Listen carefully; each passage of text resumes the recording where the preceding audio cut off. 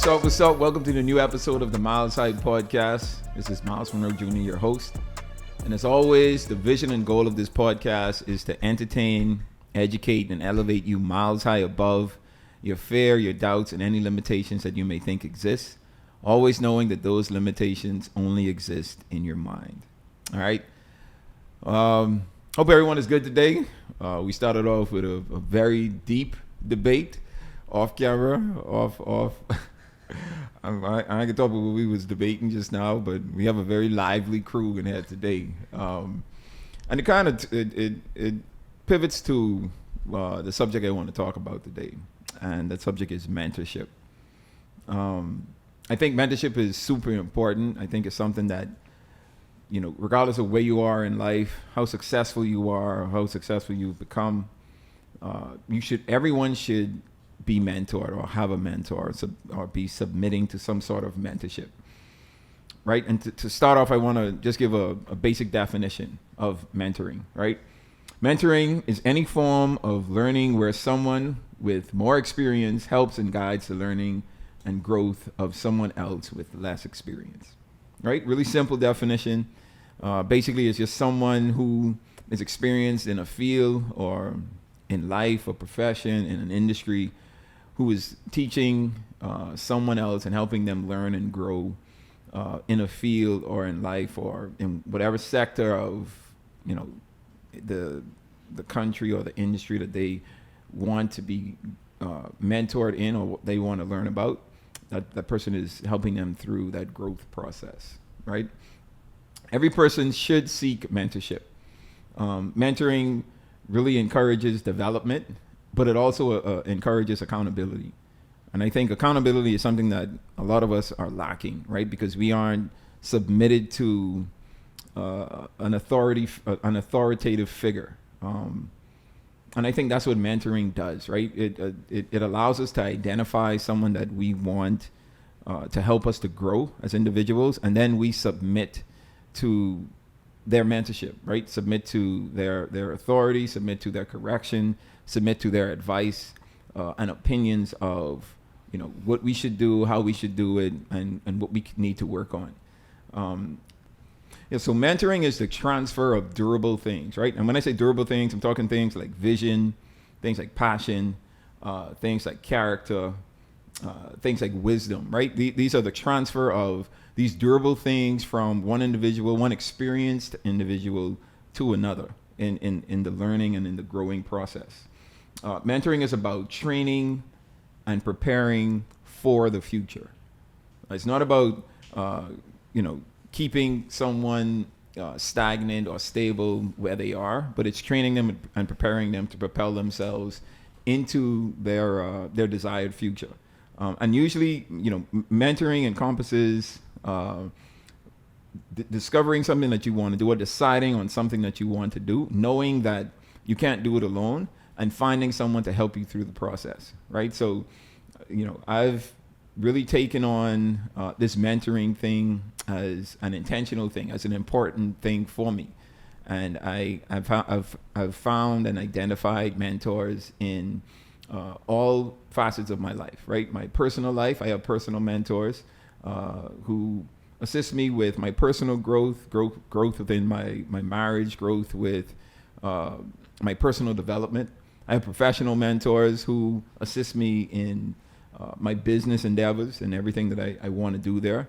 And then I have spiritual mentors who also assist me in continuing to build and grow my spiritual life. So I think in every aspect of our life, we should look for qualified mentors or individuals who are able to mentor us in those areas. I think it's very important. And when we're talking about the type of mentor that we should look for, or who should we deem as mentors, it should be an individual, like I just said, who's qualified. And by qualified, I'm talking about someone who's been tested, right? Tested in the area that you want to seek growth in. Someone who, if you want to be mentored in business, usually you find someone who's successful in the industry that you are seeking to break ground in, right? Or if you want to be a lawyer or a doctor, or like you find professionals who are successful in these various fields, and you seek mentorship from them, because these individuals have already gone through it, right? They've gone through the process. They've experienced a lot of things. So a lot of the things that they can help you with are things that they've gone through, and hopefully they can help you not go through, and really have not an easier way or easier process to success, but it's just more of a sustainable process, right? They can teach you the mistakes that they have made, and talk you through the mistakes that you could possibly make. So they should be qualified. The next thing is mentors should be patient and tolerant. And I think this is important, right? Because I know I can remember me being mentored by my dad, right? And man, if you guys knew me, 15 years ago, I was a very headstrong person, right? Felt like I knew it all, had it all figured out. Was? So I still am. My wife trying to diss me. So yes, it's I could say the same thing about you. Absolutely. So I think all of us, we have a sense of this feeling that like we know it all, right? And I have to continually remind myself of the fact that I don't know it all, that I still have a lot of learning to do, and will always have learning to do, right? I always want to continue to open myself to be a learner, right? To want to be educated in every aspect of my life, because I never want to be someone that is finished learning, to be like, okay, I'm done now. I'm super successful in all these areas. I don't need to learn anymore. I don't need to be mentored anymore. No, I don't care where I am in life, how old I am in life. I want to always submit myself to some form of mentorship. And like like I was saying, like I was a very headstrong person. My dad was super patient with me. I think he understood like this process that most mentees go through, where they have to learn how to submit, right? You may desire to submit or say you're going to submit, but there has to be a learning process with the submission. And, sometimes the mentor would tell you to do something or not do something that you don't agree with. And you have to trust it, right? You have to trust that mentor has your best interest at heart. So it has to be someone that you respect wholeheartedly. But the mentor being patient and being tolerant of mentees, because, it's a give and take when it comes to mentoring, right? The mentor has to really understand who the person is that they're mentoring, and the mentee has to understand who the mentor is, right? And the type of mentoring that they do. So patience and tolerance is very important. The next thing is the mentor should always show recognition, right? You praise and encourage the mentee for accomplishments, no matter how simple, no matter how trivial the accomplishment may be. You have to show recognition, right? And even when you're in a network or you're in a public space, recognize the individual that you're mentoring. It gives growth to them. It exposes them to these different environments, these different individuals, these different networks. So it's something that mentors should always do when it comes to mentoring. And this one is my favorite. Mentors should always develop and not manage. I think that's very important. You should always find a mentor that is developing you, right? They aren't managing you. They aren't micromanaging and over everything that you do and trying to make sure that you don't, make a mistake, right? You are perfect in everything that you do. No, mentors are supposed to allow you to be free in making your choices, and then develop you through those choices, good or bad. So development is more important when it comes to mentoring than management, and you should find a mentor that is more so a developer and not really a manager in the sense of mentoring. The next thing is a mentor should release their authority, right? And in other words, they need to delegate, right? Mentors shouldn't always be doing everything. They should allow the mentor to have some responsibility. And I think this is important because this is something that really helped me develop in my professional life. My dad would have given me some tasks to do, and even my mentors now, right? They give me things to do. They give me the freedom and the release to do these things, right? They give me the authority to do things and have larger and more responsibility than I would have had in the past. And they delegate work to me and then trust me to do what it is that I'm supposed to do. A mentor can't be someone who always wants to have control over the mentoring situation, right? And you want to make sure that this mentor or mentee doesn't make any mistakes. I think mistakes are inevitable, especially in the process of mentorship. And I think mistakes are good, to be honest, because this is how we learn. This is how we develop as individuals. So mentors should always be releasing their authority and delegating assignments, delegating work to the mentees. The next thing is, very important as well, mentors should be honest with their correction. I know I appreciated and still appreciate my mentors every time they correct me. And even, the correction could be subtle sometimes and could be nice. And then if the correction needs to be stern and straightforward, I appreciate that too. But they need to be honest either way, right? Be honest about the correction. Don't think that you are helping this person if you're just not being honest or not telling the truth about something that you as a mentor disagree with or don't disagree with, right? And as mentees, I want to speak to you guys as well. You have to submit yourself to the correction and be able to accept it. Know that the mentor has your best interest at heart, right? But as a mentee looking for a mentor, you want to find someone who is always going to be honest with you, always going to be honest about the correction that they're giving you, the guidance that they're giving you, and any instructions that you're being given. Honesty is key. The next thing is they provide learning opportunities.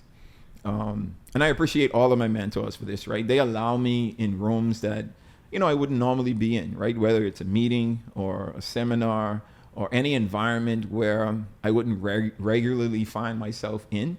They allow opportunities for learning. And as much learning opportunities as a mentor can provide and allow, I think they should, because a lot of the times mentoring doesn't really have a lot to do with what you're saying. It has a lot to do with observation.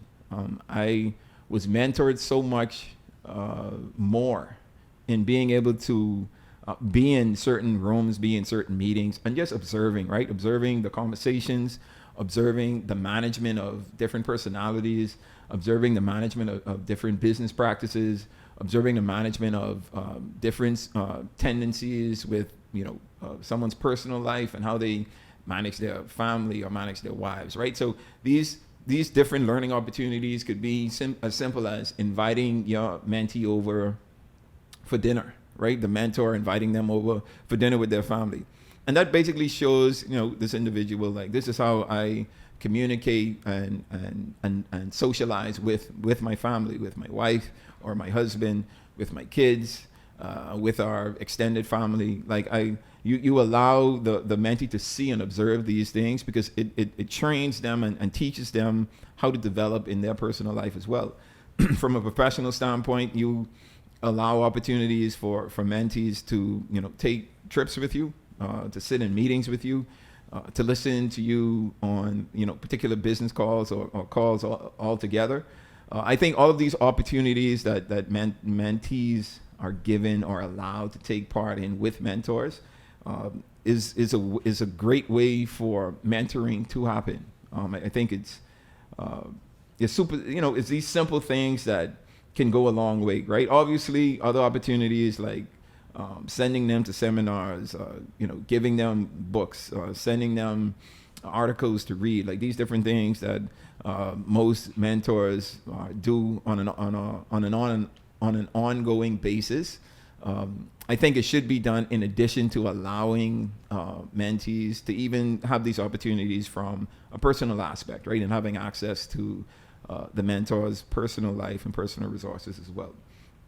And then you also want to identify a mentor that just lets go, right? Allows you to be who you are and to learn how you want to learn and how you're capable of learning. You don't want a mentee who is always trying to hold on to you and not wanting you to leave, not wanting you to grow as an individual, not wanting you to evolve in your profession or in your spiritual life, right? You always want a mentor who encourages leaving the coop, so to speak, right? The bird coop.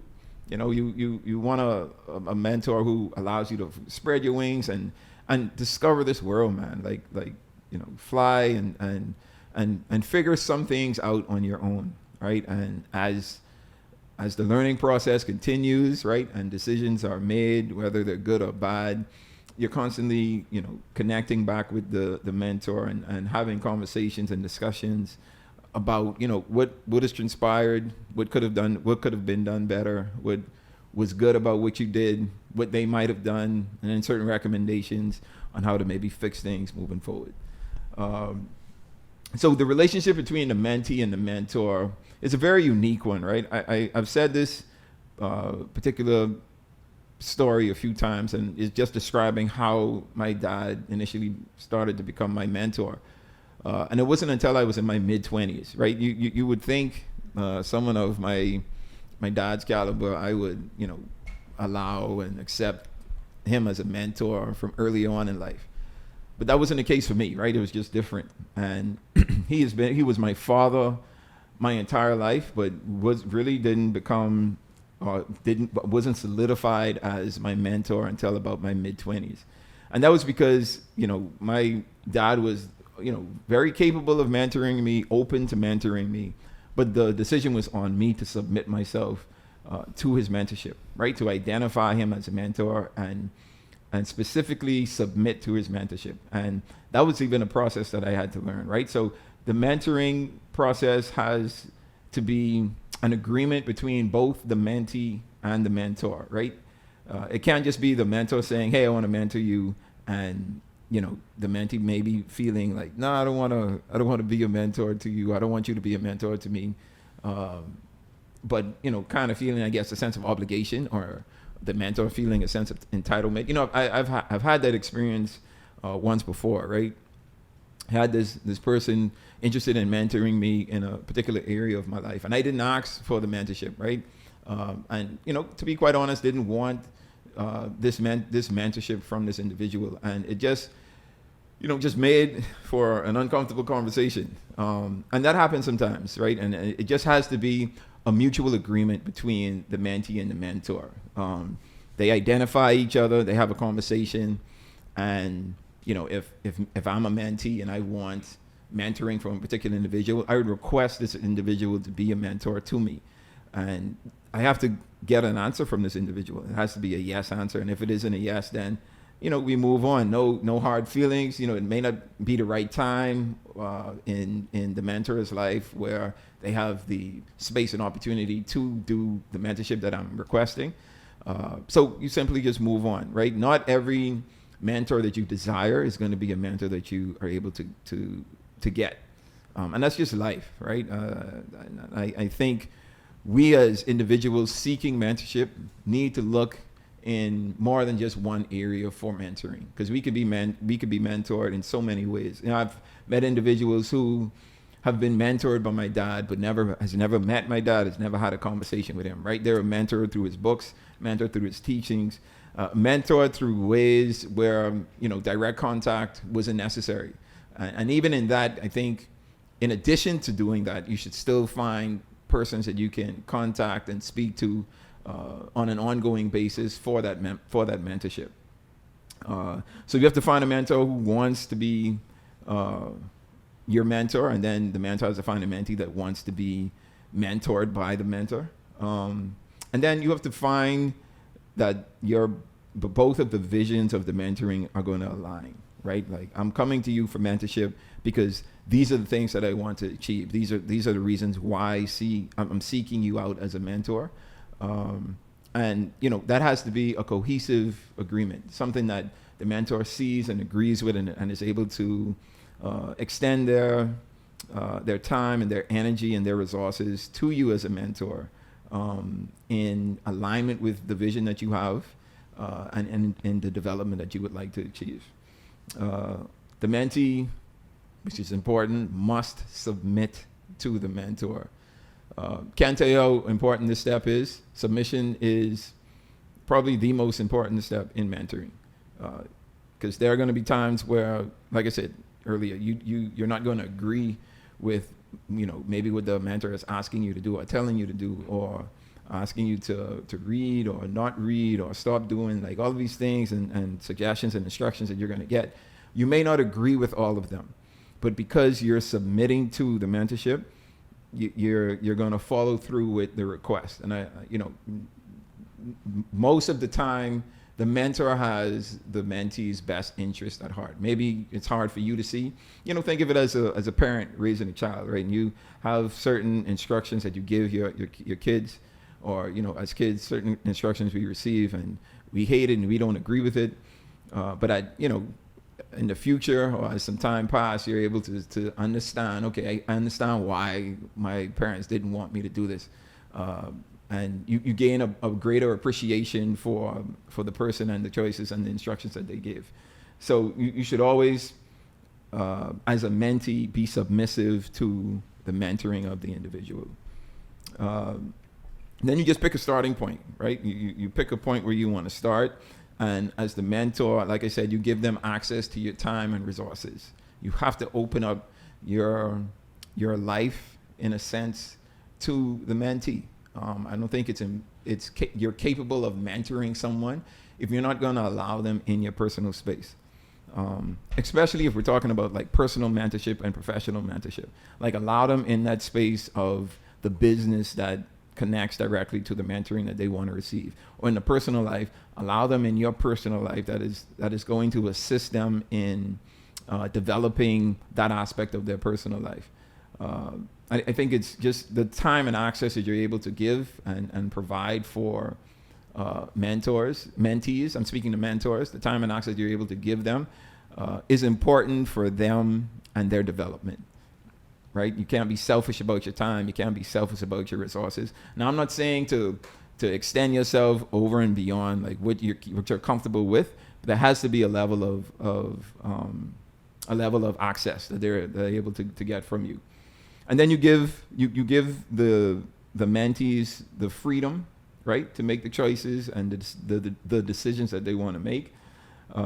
But as a mentor, you're giving them correction and recognition wherever necessary. We're not perfect as human beings. We're all going to make mistakes. I can't tell you the amount of times I had to go back to my dad and apologize and saying, I'm sorry I didn't listen to you on this, or I didn't even seek your advice on this. And as a mentor, you understand, right? Because you know that people want to do for themselves. As much as you're there to help, some things they're just going to kind of do for themselves. Don't take it personal as a mentor. Just know that that's a part of the process. And as mentees, just know that your mentor is always there to assist you and help you in the areas that you want to be assisted. I think it's important to always keep that door open, right? And keep the line of communication open. And whenever necessary, calls can be made or appointments can be had where you can get together first face-to-face to have conversations about the mentoring process. And then at the end of the day, trust the process, right? Trust the process of the mentoring that has been given from the mentor, and for mentees, the process that you're going through with the mentorship. I think a lot of times, people are being mentored, and you have these persons who are doing the mentoring who don't want to release the individual, right? Don't want to allow them to go and grow and develop in the areas that they've been getting mentored in. I know it takes time. It is a process, but part of the process is allowing them to do for themselves, right? And I think the greatest mentor of all time, comes from the life book, right? And he gives us freedom of choice, right? We have the choice to choose whatever we want to do, right? Make any decisions that we want to make. But hopefully we're seeking the advice from our spiritual father, our creator.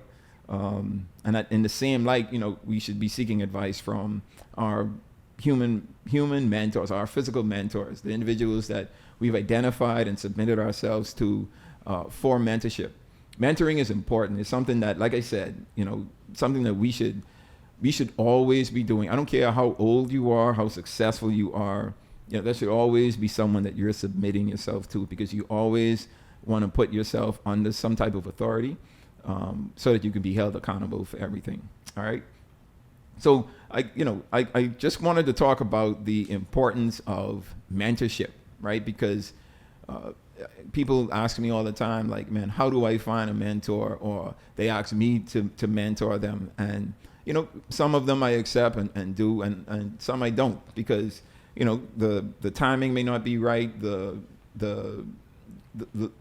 logistics may not be good, right? Maybe someone who is far away, or I'm just not capable of doing the mentoring at the time. But there are so many ways that we can seek and achieve mentorship. And we should always be seeking mentorship. Mentoring is important. And also, I think it's good to point out as mentees, you should always ensure that the person that is mentoring you also has a mentor, right? Because that shows someone who also wants to be held accountable. Accountability is key, man. I think it keeps us honest. It keeps us growing as individuals. And once we put ourselves in alignment with that authoritative figure who is going to continue to help us grow and build in all aspects of our lives, I think the better individuals that we can be, right? We could be in our personal lives, we could be in our professional lives, and the better individuals we could be in our spiritual lives. All right. So this is a portion of the pod where I leave with you a milestone. And as you know, milestones are always things that I want to give you, just some content, some quotes, good advice for you to apply to your daily lives, right? And this is something that's super simple, something that is personal to me, this particular milestone. And it's simply, when the student is ready, the teacher will appear. You know, you're never going to find a mentor or a teacher until you as a student, you're ready. Again, going back to my mentoring story, or the beginning of my mentoring story, my mentor was always around. You know, my dad was always there. But not until I was ready as the student or as the mentee did he really give me access as him being a mentor. Not until I identified him and requested him to be a mentor to me, and I submitted myself to him. It wasn't until then that, the teacher appeared. So try to be a student much earlier in life, and can always continue to be students, right? In every aspect of your life, you're always going to need to learn and educate yourself and develop yourself in those areas. And as long as we continue being students, we'll always find the teachers that we need. Okay? So that brings us to the end of this particular pod. Hopefully this was informative for you. This is something that I really think is truly important in finding mentors and being mentored and continuing to develop in all aspects of our lives. And, these are just some points and tips that I wanted to share with you today. All right. As always, the goal and vision of this pod is to entertain, educate, and elevate you miles high above your fears, your doubts, and any limitations that you may think exist, always knowing that those limitations only exist in your mind. All right. Until next time, you guys stay blessed.